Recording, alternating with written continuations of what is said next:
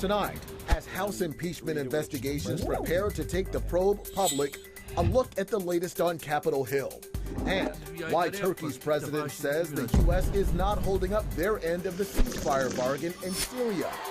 Plus, a humanitarian crisis for kids in Afghanistan, how extreme poverty is forcing kids into manual labor.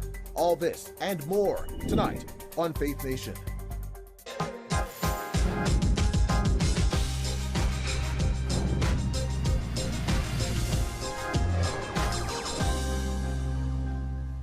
Another no-show in the impeachment inquiry. Welcome to Faith Nation. I'm Jenna Browder. And I'm Eric Phillips in for John Jessup tonight. It is still unclear if former National Security Ambassador John Bolton will eventually testify in the impeachment probe. Now, one thing that is clear, he didn't show up today. House investigators asked Bolton to appear for a voluntary interview this morning.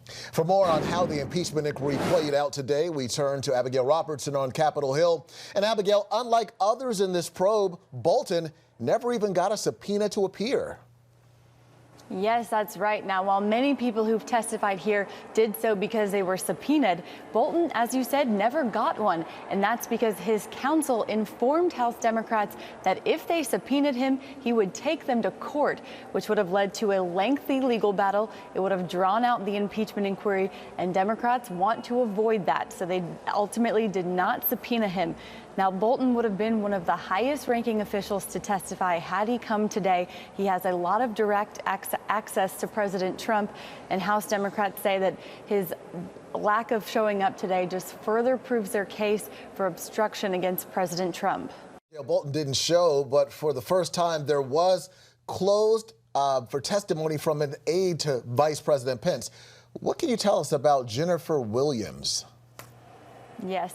Well, Jennifer Williams, she was subpoenaed this morning. She testified here on the Hill for 4 hours. She is a longtime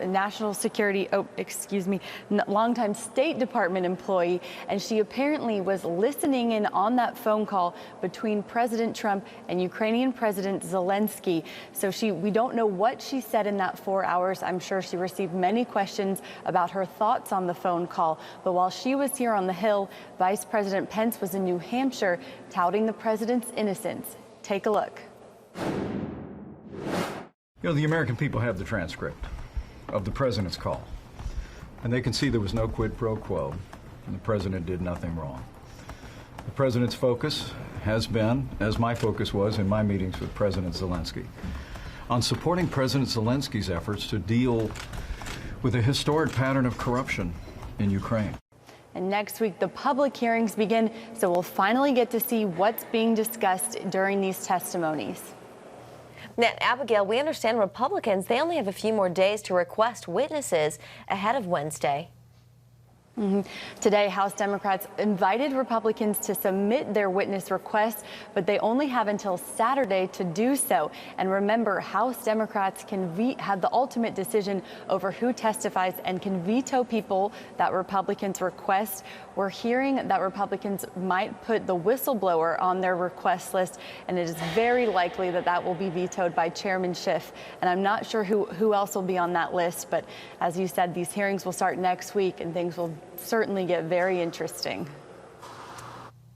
And we're all watching closely, Abigail. Thank you very much. 1 year away, and Americans are already gearing up to head to the polls for the 2020 election. A new Gallup poll reveals around 2/3 of Americans say they are more enthusiastic about voting in 2020 than in previous elections. In fact, 64% say they feel that way. Now, typically in presidential elections, there is more voter enthusiasm among the party opposite the president. But looking at the Gallup's new numbers, 66% of Republicans are excited to vote in 2020, and that's fairly even with Democrats at 65%. Former Attorney General Jeff Sessions has his sights set on his old Alabama Senate seat. Sessions is expected to announce his plans to run, returning to the political stage a year to the day after resigning as President Trump's first Attorney General. Sessions had been one of the president's earliest supporters, but their relationship soured when Sessions recused himself from the Russia investigation. And here now for more, CBN's chief political analyst, David Brody. David, what do you think? Do you think President Trump will endorse Jeff Sessions? Well, I want to grab popcorn first because this is going to be interesting. President Trump's going to have a decision to make. Remember, he's going to support the Republican nominee against the Democrat, but what about the primary? And that's where all of this is. And I'm not convinced he's going to support Sessions at this point. I mean, you know, we know a lot of bad blood, at least coming from Trump's direction, and he's got some good conservative candidates to support. Now, Roy Moore, I don't think is going to get that support, but there's another one as well. So we'll see. I just want to watch this unfold.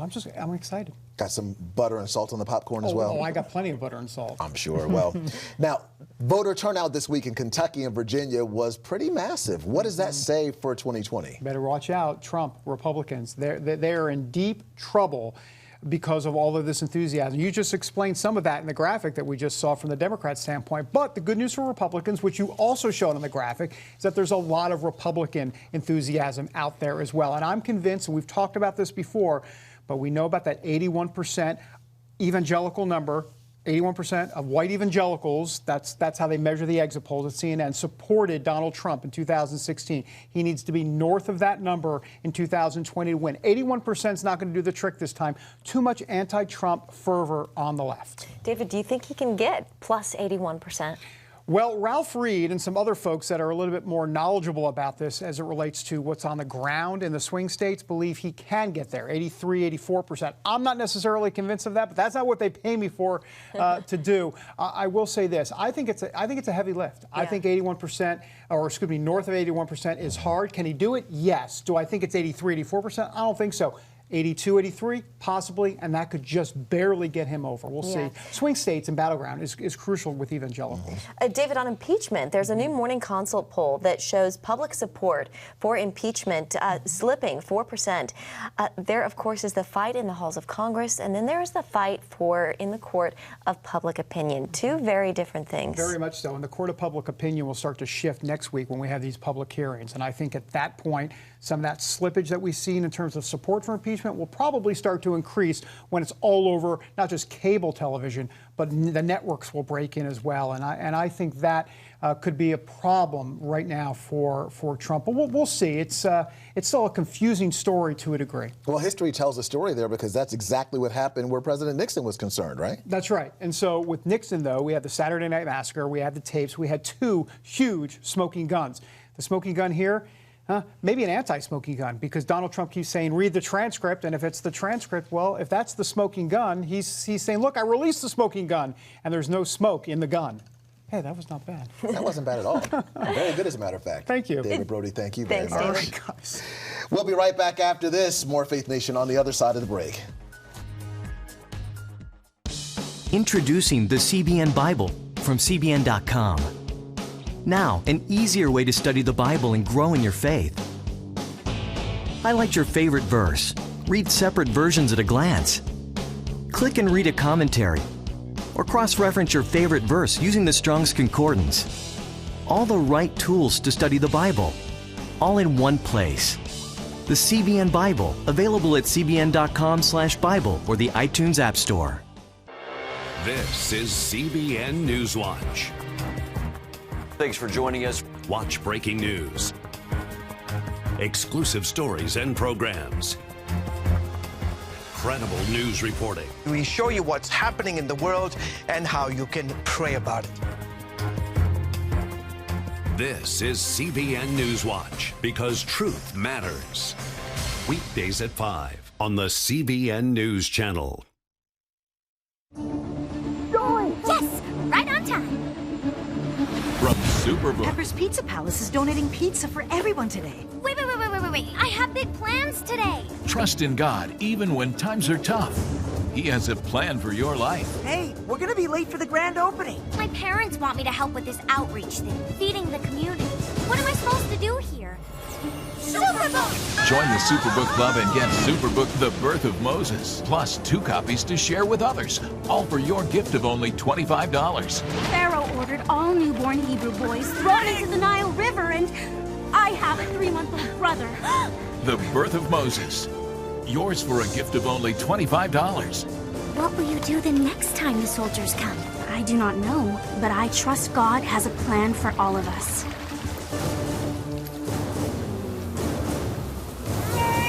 Superbook Club members, free streaming for seasons 1, 2, and 3 is now available. Josh Harris rose to prominence in the evangelical world with his book, I Kissed Dating Goodbye. Since the late 90s, he sold more than 1.2 million copies and became the pastor of a megachurch in Maryland. Then in July, he shocked many when he announced he was done with Christianity.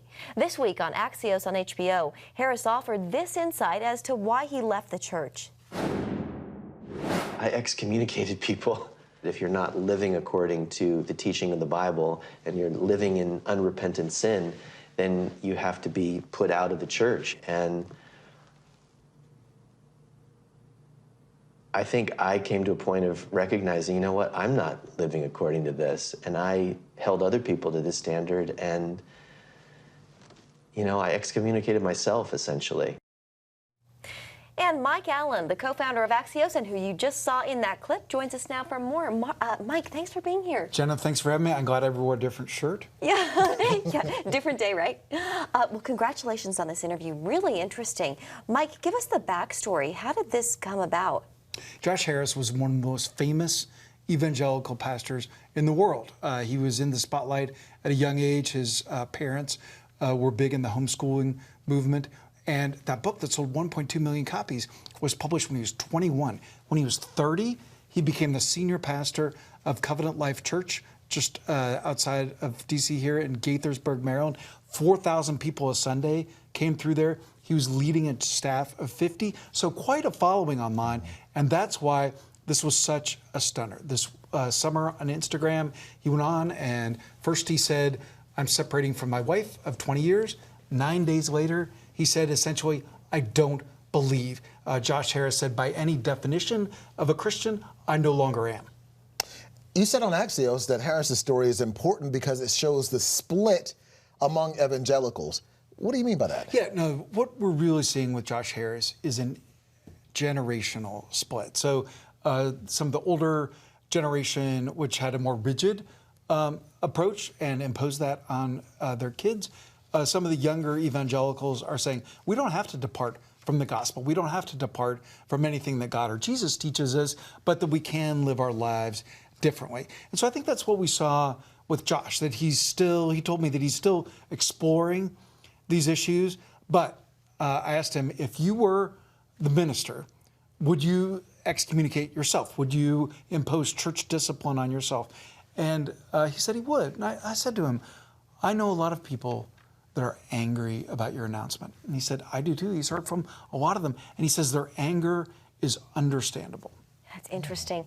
Mike, is there anything that really stood out to you that maybe viewers didn't see? Yeah, so I asked Josh what he does on Sundays now. He said Sundays are very relaxed, that he does yoga. But he said, I asked him if he still believed in God. He kind of said he did. I asked him if he prays. And he still sometimes prays. And I said, to who? And he's still exploring that. But Josh Harris told me that he's going to continue to live in Canada. And I know that a lot of people who followed him lived by his books, have texted me, written me, said that they think this is very sad.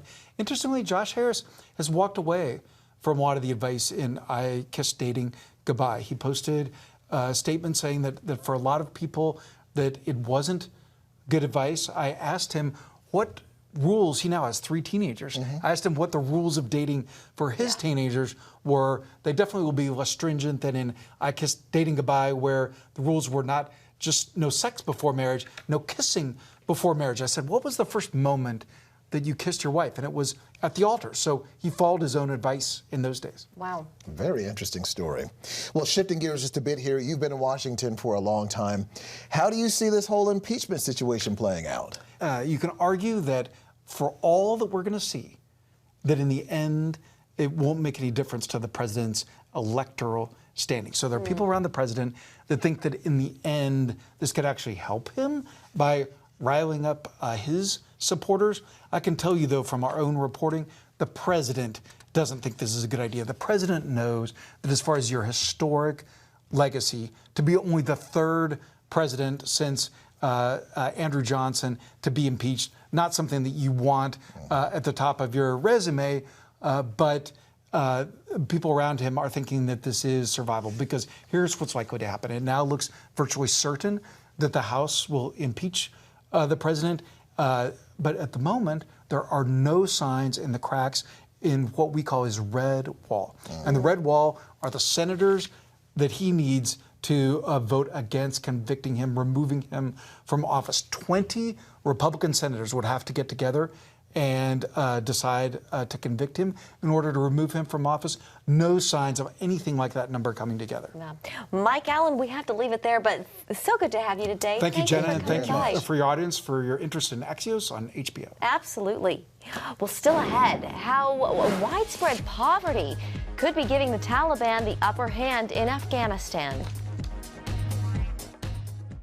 When I came to Regent University, it's like the world opened up. I felt like I needed to advance my career and go back to school. Regent was a perfect fit for me. The Regent professors are world class. You are equipped. The focus of the faculty is on each individual student, whether it's online or in person. You become a part of Regent's family. You carry with you not just the content and the knowledge, but the confidence to understand that we can be significant in the world. Regent University. Follow your path. Nigerian Christians in Iran are routinely arrested. Happily, Christians continue to suffer. In times of trial and affliction, you need to know the truth. One of the fastest growing Christian populations in the world. Join Wendy Griffith and George Thomas for Christian World News. Young people are the ones who are open to the gospel. Powerful stories of suffering and hope that affect all Christians. Watch Christian World News, Saturday at 5 p.m. Get Protect Your Sleep and discover how to improve the quality of your life. A free DVD or booklet from the Christian Broadcasting Network. If you're not a great sleeper, you can do things to make yourself a great sleeper. If you're already a pretty good sleeper, you can enhance your sleep and be even better. 5 leading experts help remove the obstacles between you and restorative sleep. When you don't get a restful night's sleep, you wake up with an accumulation of stress. Call 1-800-700-7000 or go to CBN.com to get your free DVD or booklet today. Everything you do better with a good night's sleep. You'll discover how food affects your sleep, how to put insomnia to rest, explore effective remedies for sleep apnea, and much more in Protect Your Sleep. Wake up to your best life and get Protect Your Sleep today. Call 1-800-700-7000 or go to CBN.com to get your free DVD or booklet.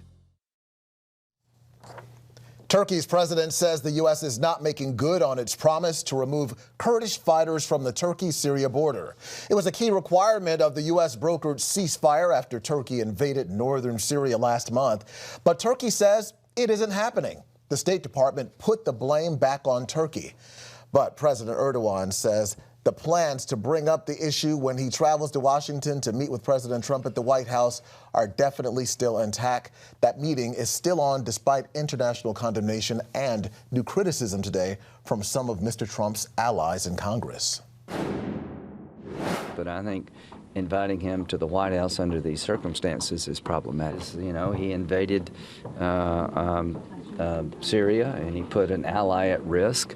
And I don't see where he's changed his behavior to warrant an invitation, but that's up to the president. Erdogan is scheduled to visit the White House next Wednesday. Well, in Afghanistan, children as young as 5 years old can be found doing back-breaking labor, often with no end in sight. Chuck Holton brings us this firsthand look at how grinding poverty is destroying lives and empowering the Taliban. Each day before dawn, 10-year-old Cameron goes to work at a brick factory with his father and other relatives outside Kabul. Like many Afghan children, school is a luxury his family can no longer afford. His father, Atikullah, supports his family of 8, plus other young family members and nephews. Signs of hardship are everywhere. Who's that?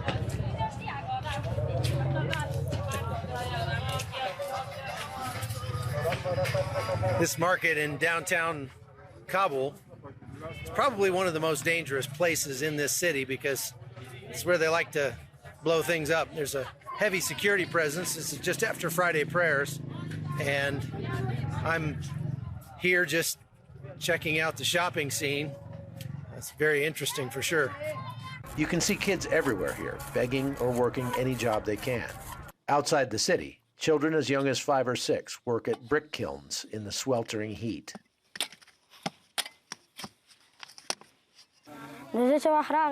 There was a time when my father was not able to earn enough money, and I had to leave school and start working with my father. So after I started working, I stopped going to school. Atikula's family comes from a province where there's been heavy fighting and is a stronghold for both the Taliban and the Islamic State.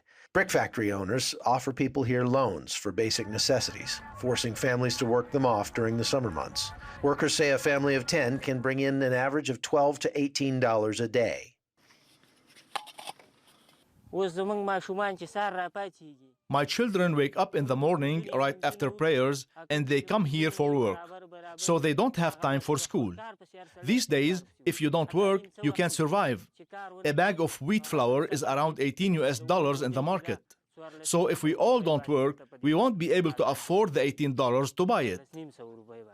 A UN report released last year shows more than 2 million Afghan children ages 6 to 14 are part of the workforce. Child labor laws are rarely enforced, especially in rural areas. Afghanistan's economy grew by only 2% last year, the slowest rate in South Asia. In addition to the lingering conflict and drought, Afghanistan is seen as among the most corrupt countries in the world. Much of the aid from the U.S. and other countries ends up in the hands of former warlords, who enjoy fortunes by living in gated compounds and cruising around in motorcades. This has led to widespread anger against elites here, leading to an increase in the ranks of the Taliban, which now controls about half the country. They've made headlines by negotiating with the U.S. to get foreign forces out of Afghanistan.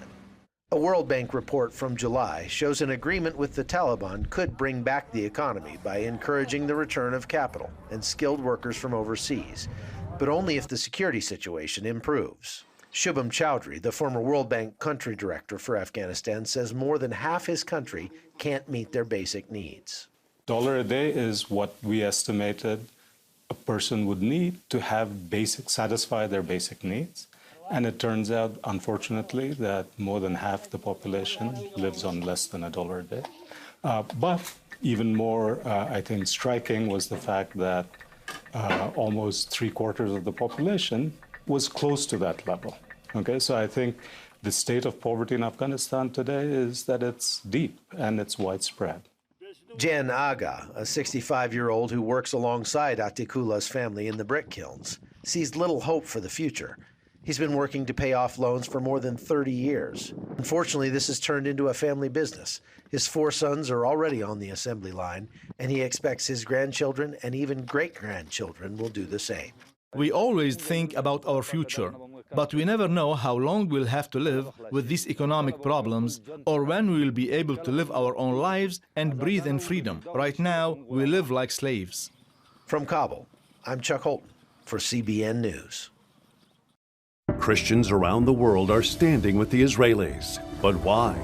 In CBN's free magazine, Friends of Israel, you'll discover why Christians are supporting the Jewish state, how Israel is fulfilling prophecy as a light to the nations, and ways you can pray for the people of Israel. Israel needs the support of friends like you. Call now or go to cbn.com to get your free copy of Friends of Israel. Heavenly Father, we do thank you for the work of your Spirit, Lord God, with this movement of getting the Bible, yes, Lord, into public schools.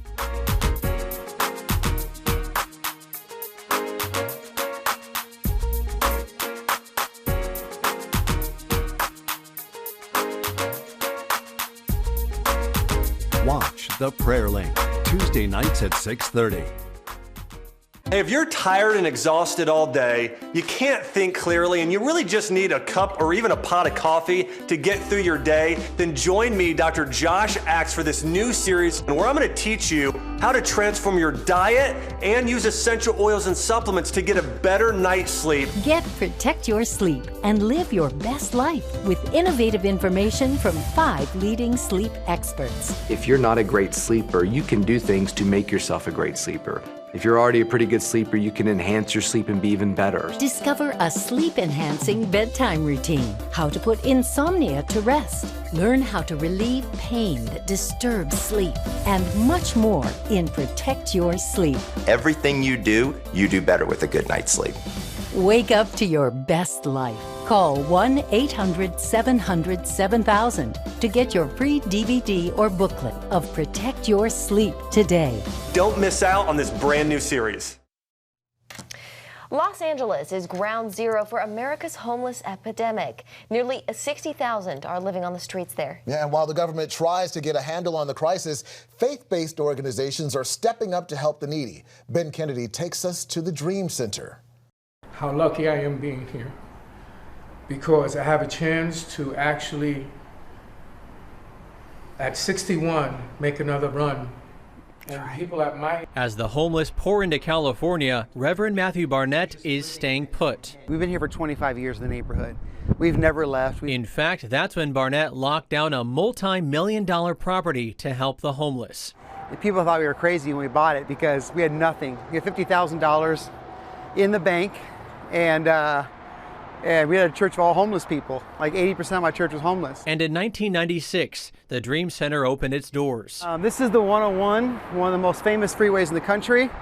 And God's put us here, right here on this freeway. Nearly 20 years later, they're serving 2,000 hot meals each day to those in need. So we got 550 beds dedicated to just homeless people that live here on this facility. And Dan, looking out on the campus, I mean, this place is really a one-stop shop.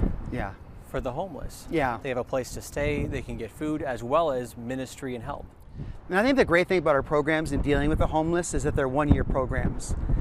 People need time to get their brain reprogrammed and get their lives together. When Ben Carson actually was on this roof and I was showing him the whole facility, he said, 1 year is brilliant. After Carson's firsthand look of LA Skid Row, the Housing and Urban Development Secretary made clear all options are on the table in attacking this crisis. You know, I am a Christian. I believe in the Bible. And there are a lot of verses in the Bible about our obligation to the poor. He's calling on all levels of government to work together with advocates, nonprofits, and faith-based organizations like the Dream Center. Not being government funded allows us to take in people quickly rather than process them through a long system. This inspiration model has also reached across the country. This is our dream wall. We want people to either write a dream, pray for a dream. The Dream Center in Washington helps kids in need find their way through faith. They don't get to hear that, like, oh, well, God did something for me. Oh, I never thought about that. Whether in D.C. or L.A., the message remains the same. I think the goal is to try to get people out of survival mindset, because people get desperate when they're trying to survive. Don't worry about survival. Let's build your dream again. Let's start having a vision for life. After being introduced to the Dream Center, I realized that it was because I wasn't in tune with God. Well, the Dream Center network continues to grow. Right now, there are 84 locations around the world, 29 here in the States, and in 11 different countries. Ben Kennedy, CBN News. A mighty work of love they're doing there at the Dream Center. Yeah, that's so neat. That'll do it for us tonight. Have a great evening.